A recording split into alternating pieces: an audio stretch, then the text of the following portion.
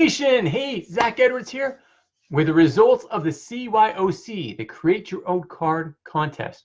Now, we do this every year, and the first year was $100 that we gave out as a prize. Second year is 200, 300, 400. Now it's 500 every year. And we had some great entries, ones that I had never even heard of, or actually most of them I had never even heard of, but with amazing stories. And so we always want to get amazing stories in the game, and the fastest way of doing that is to create your own card contest. Basically, the number one player gets $500 and gets their card made, and it becomes a rare card, which is passed out at like if you buy something online, if you enter the rare card program where you write an essay, we send you the rare card of the month. You get to choose which one, because there's actually two that are two options that you can choose from. And then also the what was the other way? Oh yeah, that's right. Going to a tournament. Yeah, you go to a tournament, one of those cards is automatically given to you. Now, there has been some snaps this last year. There's been a lot of illness in my household, especially myself. So this year, it should be good. I have someone staying on top of it. I'm hiring a executive secretary. Now, she's not actually coming on until February, but she'll be able to keep me in line and get these letters sent out to our ambassadors, so the tournaments always have the cards, and keep us on track. So that's really exciting. Some notes about the contest is that some people came in and voted 3 times every single time they voted for the exact same person. And as I said in the rules, that wasn't allowed. So those actually had to be eliminated right away. So we took out those cards or those entries because we wanted to be fair to everyone. If we just voted for one person every time, you'd find one card, mostly the friends and family of whoever entered a card would put their cards all the way through the first, second, and third choice, and it wouldn't be that fair. So what we've done is we made it so that the first choice has to be one entry, second choice is a second entry, and third choice has to be another entry, and they all get basically the same value when they're put into the in the numbers of voters, so that they're all worth the same. Maybe that's a better way of saying it.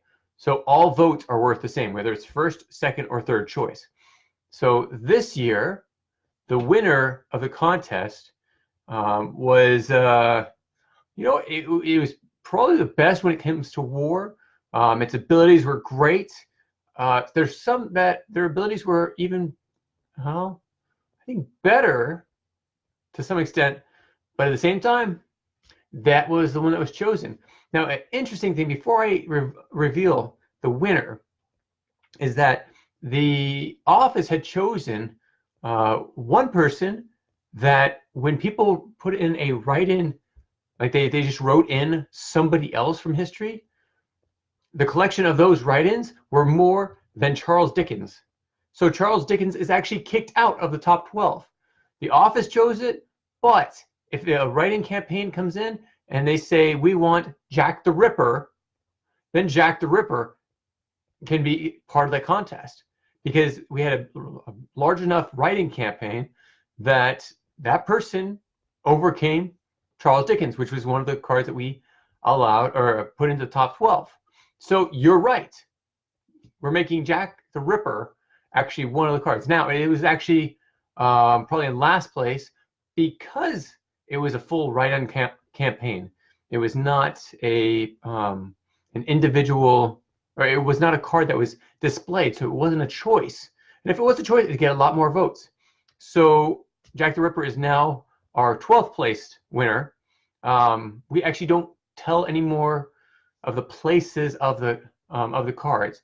Basically, if you're in the top 12, you know you're in the top 12. We don't tell you if you're second, third, fourth, fifth, whatever. You just know if you're in the first or you're in 12th. Basically, Jack the Ripper was a writing campaign, so I wanted to tell you about that. So that is our 12th place winner, but it's in the 12 winners, so it's equal with all the rest.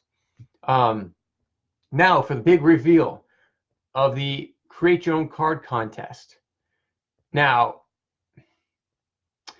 this topic is one of a lot of questions because it has never been developed another time anywhere else in history. So when the Greeks developed Greek fire, they were able to use it, and then the way that they made it went away. So you can actually not find authentic Greek fire as it was written in the documentation from the Greeks. So the question is, did it really exist? I think it did. And there's a lot of historians that actually claim it to be completely true. But there's always been questions because it's never been able to be duplicated. Now, this goes back to, if you remember, Tesla could send electricity through the air, but a lot of his experiments were never able to be duplicated. There was also cold fusion, was said to be one of those things that it was produced one time, and then when they were there to reproduce it, it never reproduced. They were never able to do it a second time. So did they ever create cold fusion? It's anyone's guess. Probably not, because it's not being able to be reproduced. The other one, Tesla's electricity, I'm a little bit more believing of that, because I do believe electricity can come through the air. I mean, we have electricity and radio waves through the air, and a lot of his inventions have actually come later on after his death. And because of his inventions, a lot of other products and technology that we use was able to be used, or was able to be developed in something else. So for Tesla, yes. With the people that created cold fusion, no one could even name the names of the people that did it unless they're in physics. The people that study physics or study things like cold fusion, I can't remember what their title is, but those type of people, they might remember the names of the people that claim to have cold fusion. As of Greek fire, no one knows who would have created it, but we do know Greek fire, but we still have not been able to reproduce it. And it's probably a good thing, because that's a dangerous weapon in the hands of anybody. So thanks so much for entering Greek fire. We have other great entries in there, and all of them from the top 12, minus Charles Dickens. Now it's Jack the Ripper, will actually be in the top 12. So every month you can write an essay and get one of those cards sent to you absolutely for free. You just need to register, and registration does cost a little bit, because we're trying to pay for the postage that we're sending out.